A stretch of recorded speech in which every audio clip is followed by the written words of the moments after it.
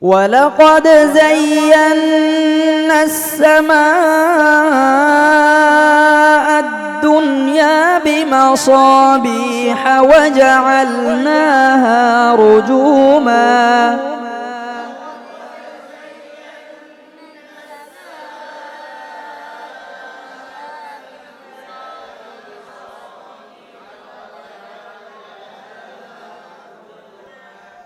ولقد زينا السماء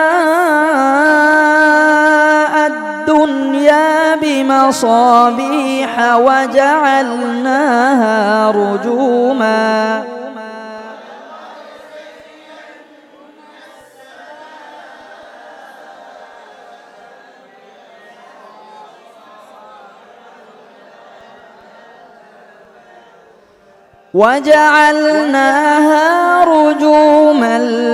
للشياطين وأعتدنا لهم عذاب السعير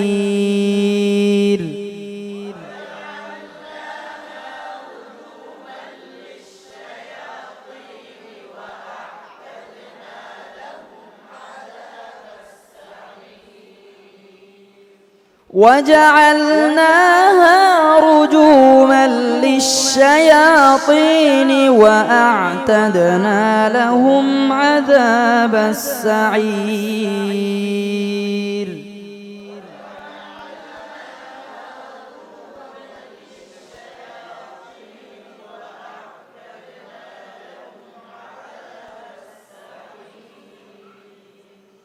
وجعلناها رجوما للشياطين وأعتدنا لهم عذاب السعير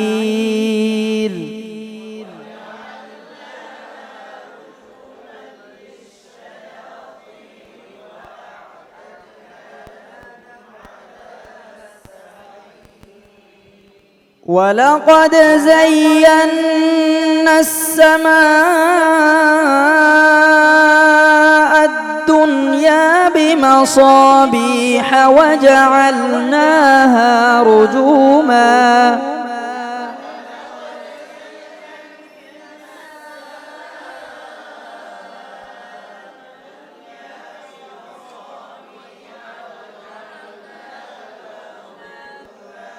وجعلناها رجوما للشياطين وأعتدنا لهم عذاب السعير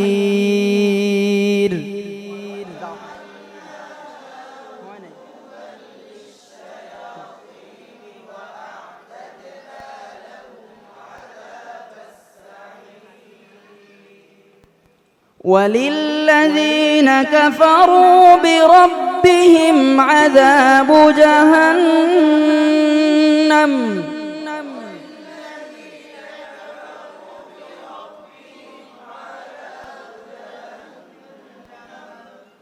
وللذين كفروا بربهم عذاب جهنم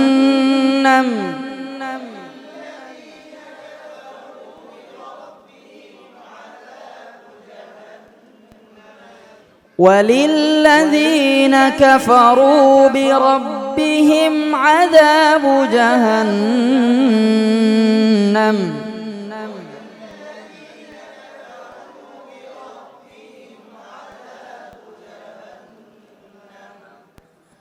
وبئس المصير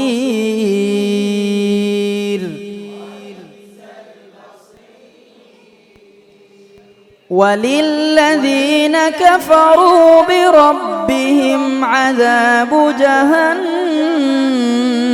وبئس المصير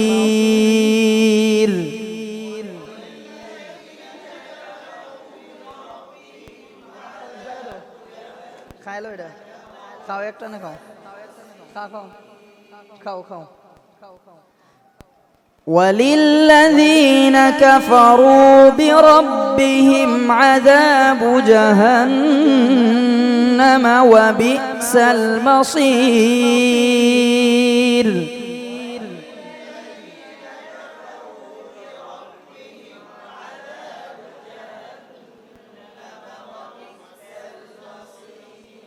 ওই যে আপনার এদিকে ছিল লাকসাম থেকে আসছে যে একজন, কই? ছাত্র অনেক কম, তাই না? অতিরিক্ত কম। গেছে তো সর্বোচ্চ গেলে 10 জন হবে। বাজারে গেছে খরচ করতে, না? হ্যাঁ, দেশের বাড়ি চলে যাবে কিছু কেনাকাটা করতে। যাক, হ্যাঁ, শরীরও ক্লান্ত হয়ে গেছে আপনাদের মনে হয়। আপনারা ক্লান্ত হবেন, আমি ক্লান্ত হই নাই এরকম। আপনাদের তো সব বেশি তালহাসা, আর আমি ক্লাস করেছি, তাই না? আমরা তো উনি তো বলছি আমাদের ক্লাস বেশি থাকবে। অন্যান্যরা এই যে আসে দেখেন না, এই যে নাসের তো 3টা মনে ক্লাস করাইছে, তাই না? জুড়ে রাখছে, একটা না করায় চলে যাওয়ার ইচ্ছা ছিল।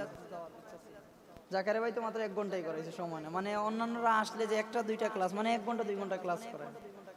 মস্কের সিস্টেমে এরকম 1 ঘন্টা 2 ঘন্টা ক্লাস হবে, বাকি টাইম নিজে নিজে পড়বেন, ঠিক আছে? এরকমই সিস্টেম। কিন্তু এখানে মাহাদের তালা সত্যি কথা বলতে প্রায় প্রশিক্ষণে 1টা-2টা, সারাদিনে 2 ঘন্টা 4 ঘন্টা ক্লাস হয়। সকালে একটা, রাতে একটা, এরকম। বাকি টাইম নিজে নিজে পড়বেন, ঘুমাবেন, খাবেন, এটাই। কথা বুঝতে পারছেন? তো এখানে 3টা ক্লাস হয়, তাও 3টা ক্লাস।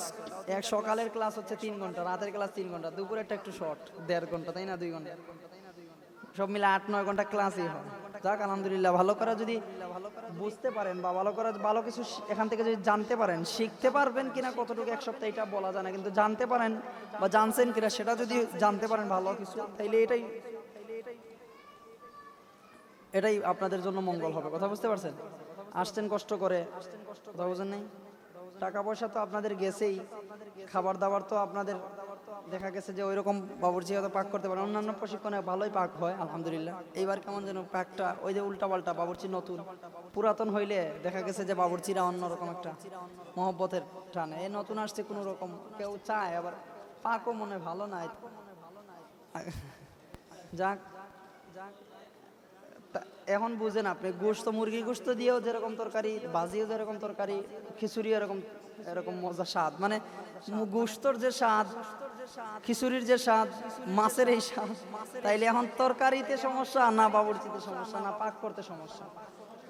এগুলা হচ্ছে গিয়ে নিজের কাছে। মুরগির স্বাদ থাকবে আলাদা, এটা আপনি পাক করতে পারলে আপনি। জি, মানে যাই পড়েন, আপনাদেরকে বলছি বায়াতি হদর পড়তে, ওরা বাবুর্চিরা ওসব কিছু হদর বানায় দিয়া দেয় একেবারে। এক সুজা সাপটা, কোনো সুর নাই, কোনো মজা নাই, স্বাদ নাই। যাক, আচ্ছা, কষ্ট করছেন, আরো করবেন ইনশাল্লাহ। তো দিন শেষে যদি সফলতা আসে ভাই, খাওয়ার দাওয়ার আরাম আয় সেগুলো আসবে ইনশাল্লাহ একদিন, চিন্তা নাই, ঠিক আছে? কথা বুঝতে পারছেন? সত্যি কথা বলতে, যেটা আপনার যদি তেলাওয়াত এমন থাকে যে 5টা 10টা লাহানে পড়তে পারতেছেন, আপনাকে কোথাও বড় একটা মসজিদে গেছেন ইন্টারভিউ দিতে, তেলাওয়াত শুরু করছেন, আপনাকে বললো আর সুরে পারেন? হ্যাঁ পারি। তখন বললো আরেকটা সুরে পড়েন, 3টা 4টা, আরেকজন বললো 2টা, আপনি বলেন 5টা সুরে। তখন ওই যে যারা বিচার কার্যে বসবে, তখন কি ওরে পছন্দ করবেন আপনারে? বলেন তো, আপনারে কেন পছন্দ করবে জানেন? বড় মসজিদ করবে, এই ইমাম সাহেবটা ঠিক আছে, 5টা 6টা সুর পারে, আমরা এক দিন এক সুরে তেলাওয়াত করবো। কথা বুঝতে পারছেন? শুনবো, কথা বুঝেন নাই? এটাই স্বাভাবিক। এই জন্য ইমামদের জন্য বিভিন্ন সুর দরকার, আর মুয়াজ্জিনের জন্য 2-3 স্টাইলে কি আজান দরকার, যেটার জন্য যেটা। এখন আপনারা আগে কোরআন তেলাওয়াত শিখেন ইনশাল্লাহ, মুয়াজ্জিনই করতে হবে না, আপনারা একেবারে খতিব হবেন। কি হবেন? সবাই বড় বড় মসজিদের খতিব হবেন ইনশাআল্লাহ, এই বয়সেই আপনাদের। এখন যদি বলেন না আমি ইন্টারন্যাশনাল কম্পিটিশন করব, তাইলে তো হবে না, এটা তো আবার বেশি হয়ে গেল। আপনাদের বয়স কি এখন? বড় বড় মসজিদে খেতাবাত নেওয়া, ঠিক আছে ইনশাআল্লাহ? ভালো তেলাওয়াত শিখেন ইনশাআল্লাহ, আল্লাহ কবুল করবে আপনাদের সবাইকে। আল্লাহ। বিসমিল্লাহির রহমানির রহিম।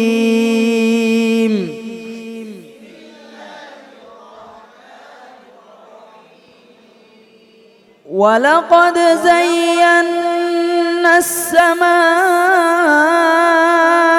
الدنيا بمصابيح وجعلناها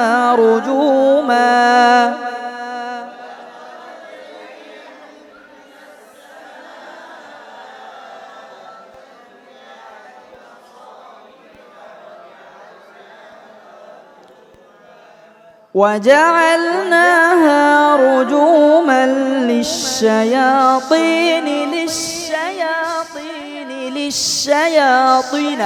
للشياطين وأعتدنا لهم عذاب السعير.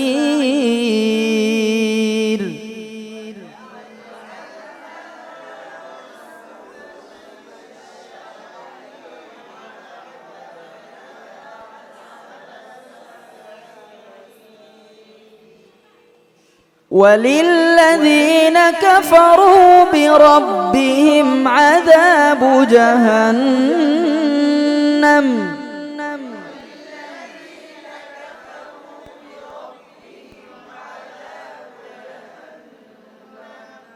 وللذين كفروا بربهم عذاب جهنم وبئس المصير.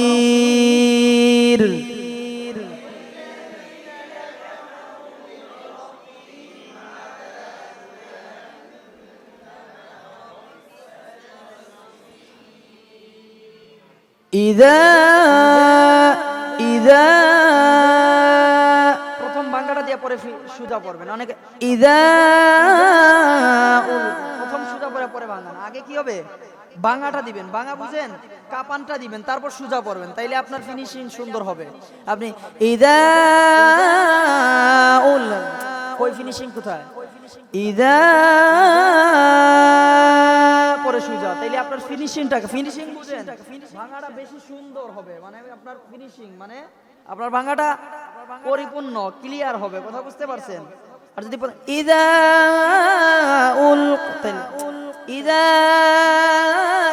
অনেকদিন আমি যখন তেলাওয়াত শুনতে যাই তখন এই ভুলটা অনেকের ধরা পড়ছে। আমি বলছি ভাই আগে ভাঙা দিবেন তারপর সুজা পড়বেন, তাইলে পড়াটা কি হবে, আপনার ভাঙাটা ফিনিশিং আসবে, মানে কি সুন্দর হবে, পরিপূর্ণভাবে আদায় হবে।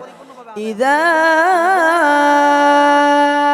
উলকু ফিহা সামিউ লাহা শাহিকান ওয়া হিয়া তাফুর।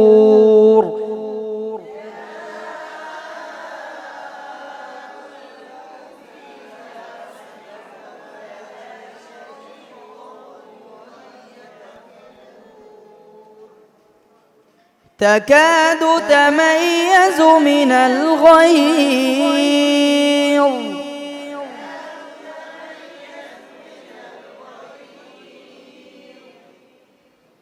كلما ألقي فيها فوج سألهم خزنتها ألم يأتكم نذير